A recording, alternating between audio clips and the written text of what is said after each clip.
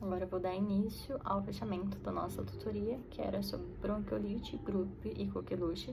Então a gente vai discutir um pouquinho primeiro, que é sobre bronquiolite, que é o nosso diagnóstico do nosso caso, da nossa abertura, e as demais eu vou dar uma pincelada sobre elas. Então, pensando primeiro na etiologia, é o vírus sincicial respiratório, que vai cometer 50% dos casos. A gente pode encontrar outro, um bocavírus, coronavírus, adenovírus, para influenza, então vai ter diversos. Geralmente, o primeiro episódio ele costuma ter uma gravidade maior que os demais. A transmissão vai acontecer principalmente por gotículas. No nosso caso, era uma criança que ela tinha 4 meses, que estava começando a frequentar a escola. E a gente viu que, aliás, eu vi que das formas de transmissões principais é quando esse indivíduo começa a frequentar creches, escolas, enfim, e contato com familiares, com IVAs.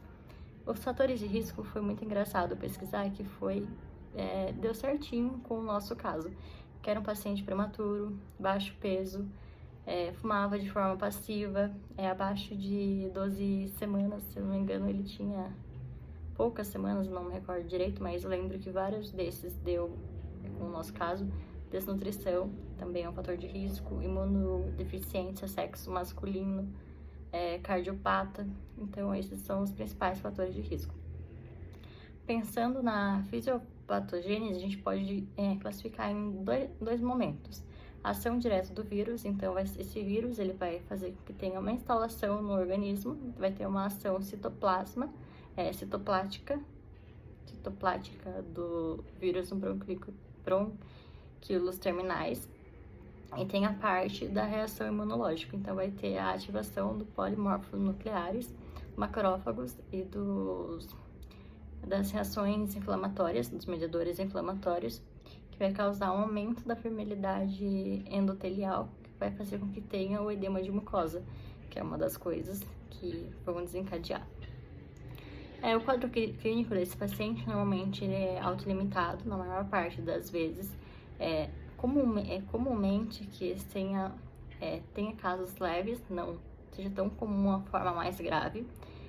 O início sempre é uma IVAS, então esse paciente ele vai ter febre, mas se ele não tiver febre, não descarta o diagnóstico, mesmo assim, ainda pode ser coriza, tosse seca, espirro. A duração é normalmente de 3 a duração é normalmente de 10 a 12 dias.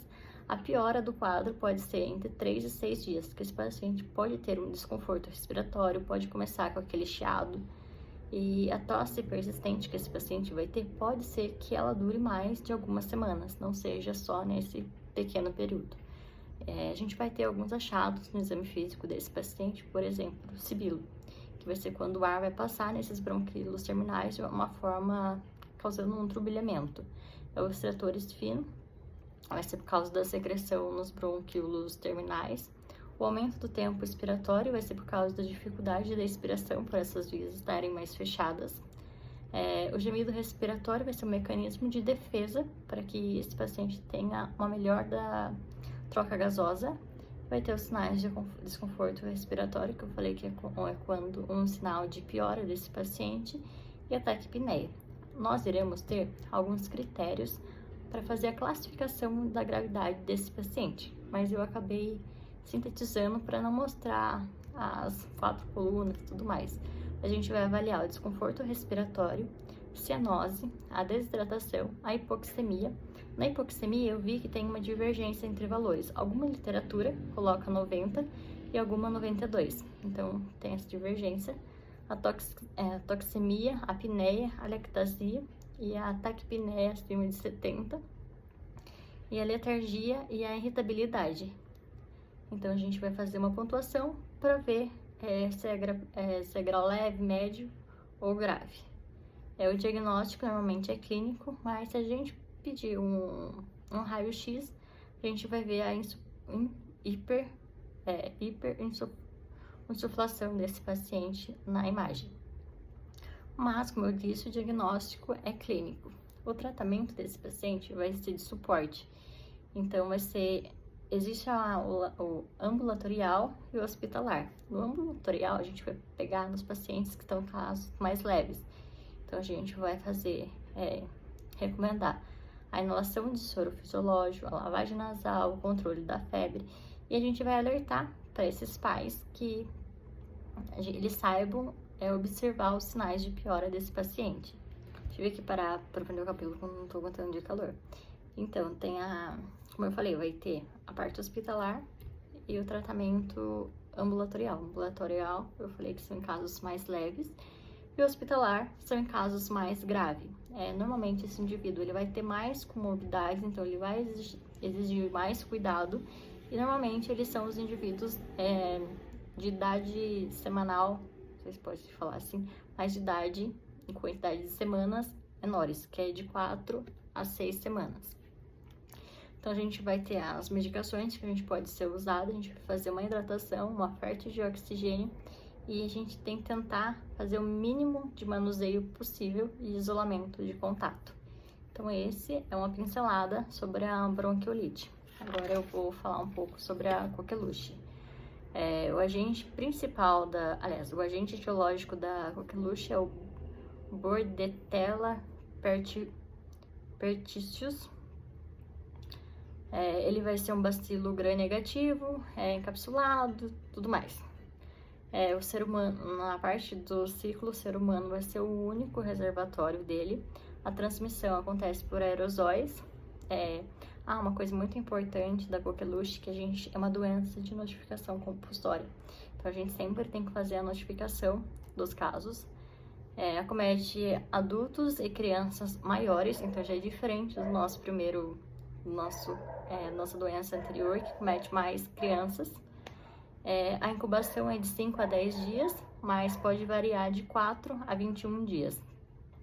O período de transmissão dele é do 5º dia até a 3ª semana.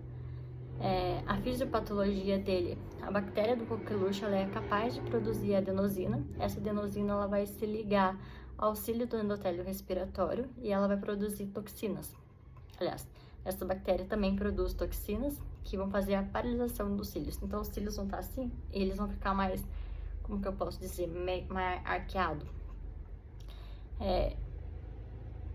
Então, vai ter uma destruição desse epitélio, vai ter uma resposta imunológica e vai ter alterações no hemograma, tudo por conta desse mecanismo. Os fatores de risco, lactante abaixo de 6 semanas, doenças crônicas, então, tanto cardíaca quanto pulmonares, e prematuridade também é um fator de risco. O quadro clínico, ele é separado em 3 fases, a fase catarral, a paroxística e a de convalência. A fase catarral são os sintomas da IVAS. Então, são sintomas mais leves, são nas primeiras semanas.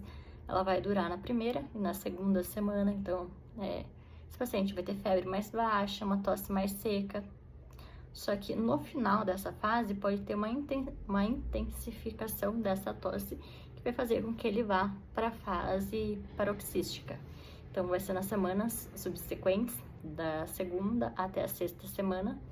Entre as 3 fases, essa segunda fase, vai ser a fase mais caracterizada por sintomas. Então, ele vai ter umas crises de tosse, que normalmente pode chegar até 45 segundos, dificuldade de respiração, o guincho respiratório, cianose.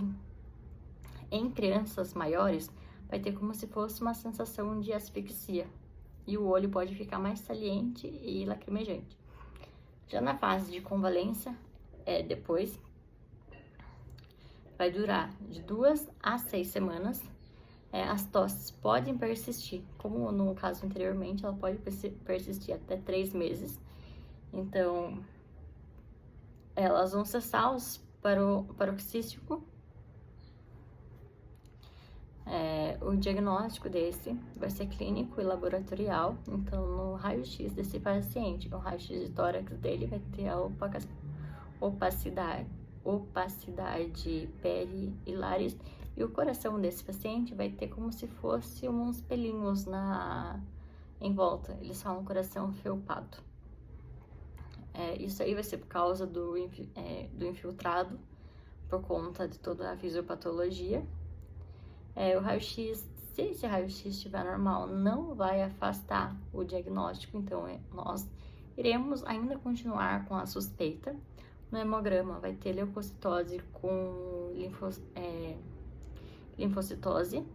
O exame mais específico, padrão ouro, seria uma cultura da nasofaringe. Só que a gente tem que fazer até 3 dias do início do antibiótico, depois não. Existem algumas indicações de internação para esses pacientes, que é quando eles estão menores de 3 meses. Eles apresentam os fatores de risco que eu havia comentado, ser lactente, prematuridade, ter as doenças crônicas. Caso ele tenha um desconforto respiratório grave, pneumonia secundária, apneia e cianose e casos de convulsões. O tratamento é usado antibiótico, porque vai fazer com que iniba a síntese proteica da bactéria. Então, essa é a classificação, a classe farmacológica macrocídios. Então, vai ser usado para que tenha um impedimento da multiplicação dessas bactérias. Aqui eles comentam 3 principais, que é a azitromicina, o ciaritromicina e o eritromicina. A primeira opção no tratamento vai ser o azitromicina, que vai ser administrado 10 micro-mg por quilo dia nesse paciente, uma vez ao dia por 5 dias. E o outro tem outras posologias. É importante que a gente faça um afastamento dessa criança por 5 dias após o início dos sintomas. E caso essa criança não receba o tratamento certo, a gente faz um afastamento até 3 semanas. E agora eu vou falar um pouco sobre laringotraqueites, que são a síndrome de Grupp. Eu vi até uma classificação. A laringite é quando vai acometer somente até a laringe. A lingotraqueite, a laringotraqueia, e laringotraqueobronquite, a laringotraqueia e o bronquíolos. Então, na Grupp viral, eu peguei mais sobre a viral, mas eu vi que tem outras. A epidemiologia, a maior prevalência vai ser de 6 meses a 3 anos, então também, depois eu vou falar por que descarta do nosso caso. Eu vou falar por conta da idade, também é uma que o outro seria abaixo de 12 semanas, que é parecido com o nosso caso. O que a gente vai mais encontrar de comum nesse paciente vai ser o estridor, que é o caracterizado pela inspiração desse paciente. O principal agente é o parainfluenza vírus, que vai ser parecido com o quadro clínico de IVAS também, só que um sinal muito característico desse paciente, que eu havia colocado até na slide um vídeo, é a tosse em cachorro. Então, assim, é uma tosse que eu nunca tinha ouvido, bem diferente do normal. Rouquidão, esse paciente vai ter um tempo de expiração prolongado, vai ter sibilos e pode desencadear também alguns desconfortos respiratórios. O diagnóstico desse paciente é clínico. O raio-x, nesse caso, vai ser pouco específico, então a gente não precisa solicitar ele. Mas caso a gente faça a solicitação, a gente vai encontrar o sinal torre da igreja ou ponta de lápis, que fica bem um sinal bem dessa forma. A gente também vai ter uma classificação, como na bronquiolite, é um score total. Então, abaixo de 6, diante da classificação, é leve, grave é acima de 8 e de 7 a 8 é moderado. O tratamento, então a gente vai ter que manter a via aérea desse paciente pérvia. A gente faz a internação caso a gente encontre alguns sinais de gravidade. É importante que a gente faça com que esse paciente fique calmo para evitar episódios de choro intenso. Corticoide, esteroide para todos, então a gente pode fazer via oral, VI ou IM. Preferência, a gente vai fazer o dexametasona e a dose vai ser de acordo com a gravidade. E a gente faz a epinefrina inalatória em casos moderado ou grave, mas é importante que a gente não dê alta de forma imediata para para esse paciente, porque pode ter o efeito rebote. E é importante porque ela tem um início rápido e é de curta duração.